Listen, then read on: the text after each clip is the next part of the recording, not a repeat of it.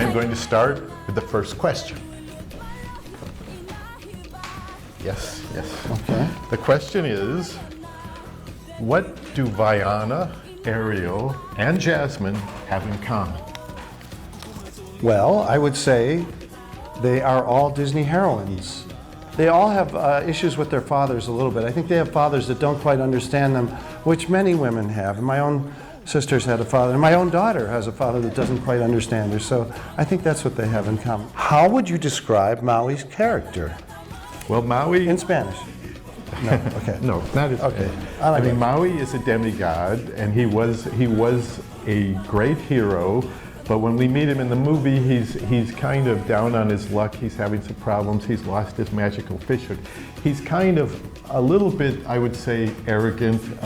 He's bigger than life. He has aspects that are similar to Dwayne Johnson, The Rock, but within that, I think we can like him. He's likable. He is. Sympathetic. Why would you recommend the film to the adults?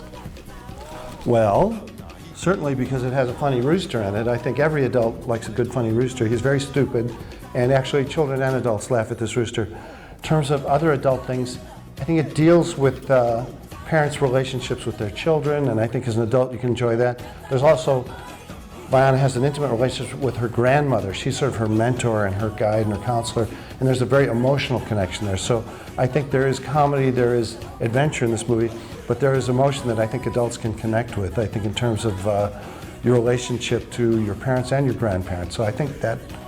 Here we go. In terms of animation and script, which movie took more hours of working, The Little Mermaid or Vaiana? Actually, I would say Vaiana took longer. The story on this movie was very hard to do, and it kept getting rewritten. There were multiple versions of the script. We had a hard time just resolving all the different strands.